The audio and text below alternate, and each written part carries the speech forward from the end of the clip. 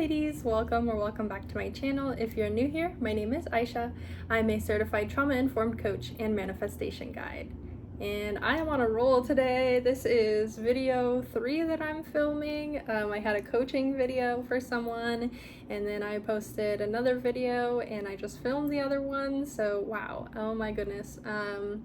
I feel like this is because I'm coming from this natural place of this is what I am encouraged and inspired to do today, and whenever I feel inspired to make a video, it always comes out with the best energy and the best focus on the topic, and I really bring that forward. And so I want to express my gratitude that I'm able to feel this inspiration to work. I'm able to feel this excitement for my business because people like you watch and you are impacted by that, and something that I have to say is helpful to you in some way.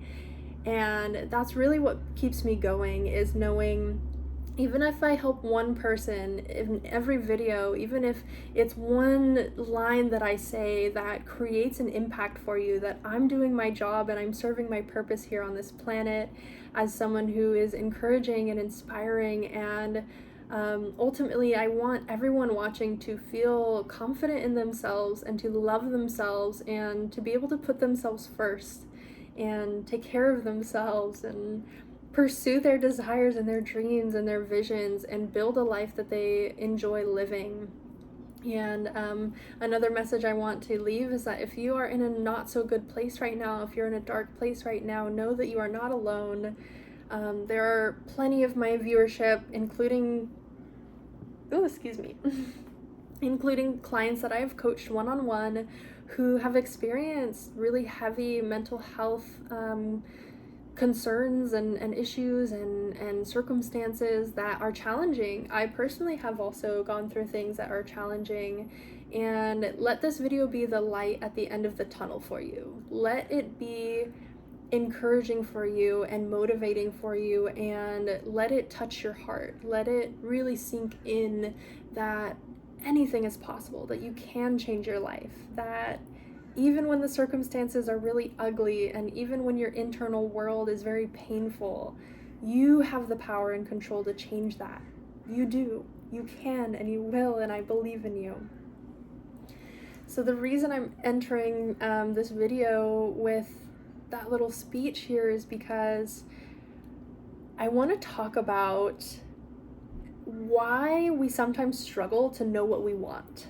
And this is something I've definitely been facing recently. I've evolved in so many ways in the past 3 years now. 2021 is when I discovered law of attraction. Shortly after I discovered law of assumption, it's when I really intentionally began manifesting. It's probably the first time in my adult life that I asked myself, what do you want? And that was such a challenging question for me to answer back then, because I was so afraid to even ask myself, what do I want? And so the reason we feel that hesitation, the reason we feel scared to ask ourselves, what do we want, is because we have already answered internally that we're not going to get what we want. We've already subconsciously decided there's no point in asking what do we want, because we're not going to get it. Or like, we're going to get it, but by the time we get it, we won't even want it anymore. Or we're going to get it, but it'll be the most disappointing thing for us. And that's a result of the conditioning you've experienced either through childhood or through a traumatic adulthood. Just enough evidence, evidence, I say that lightly, has piled up in support of those beliefs. And human beings, we don't often believe something the very first time we see it, right? I learned about Islam very briefly in the 8th grade. We had a really awesome geography teacher, and we had one chapter that was like cultural studies, and we covered all the religions around the world, and it was really awesome. But I didn't really feel interested or curious about Islam. Over the years, I heard a little bit about it, but I didn't automatically get introduced to Islam and go, bam, I'm a Muslim now. Even after I met my husband and he started to talk to me about it, I wasn't like, oh yeah, okay, I'm gonna revert now. Absolutely. Like, it wasn't this overnight decision. It was like a flower. Okay, like this is my little flower image.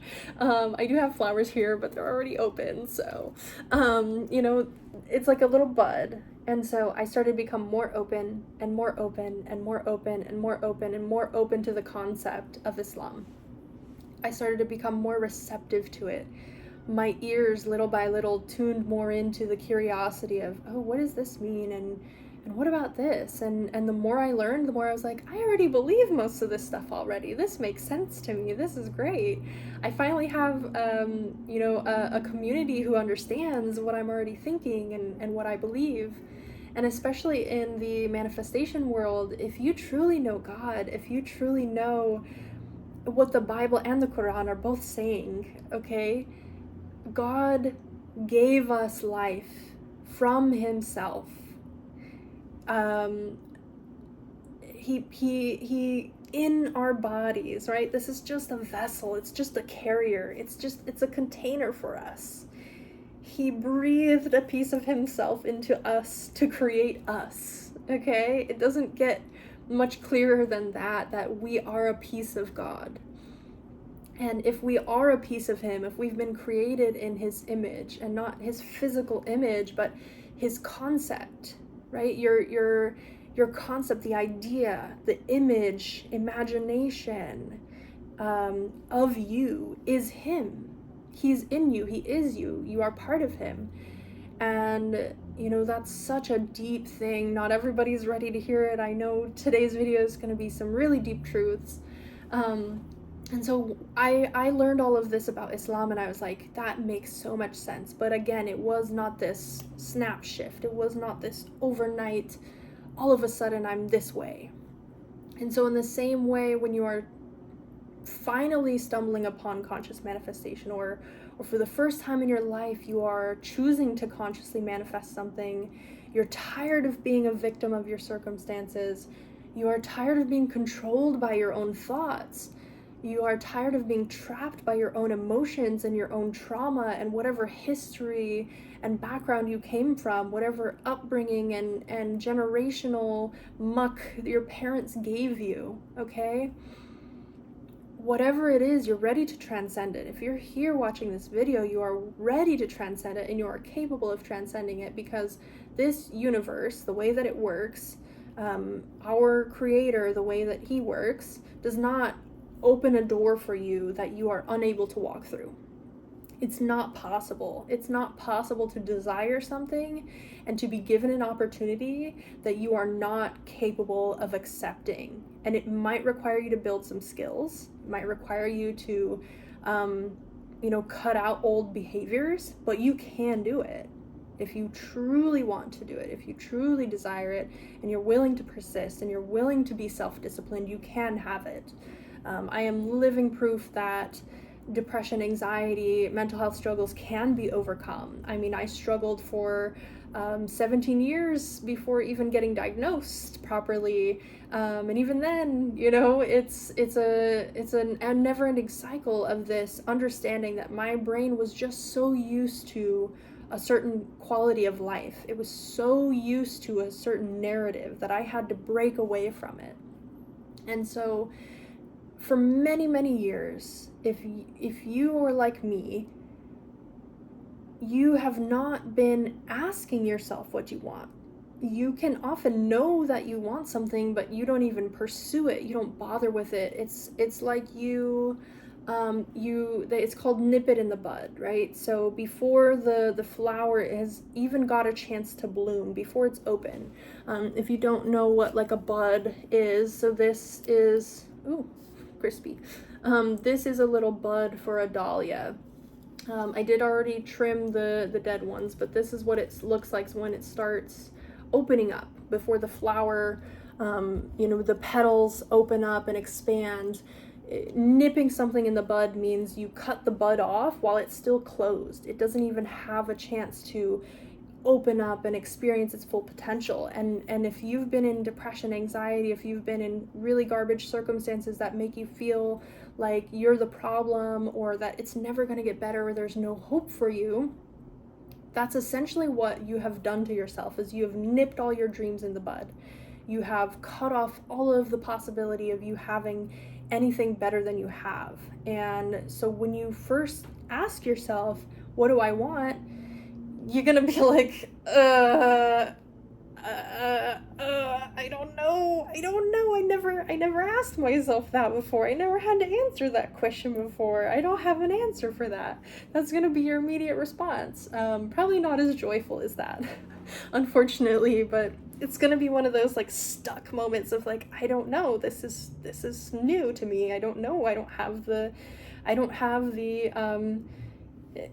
automatic response for that, because I haven't been programmed to answer that question.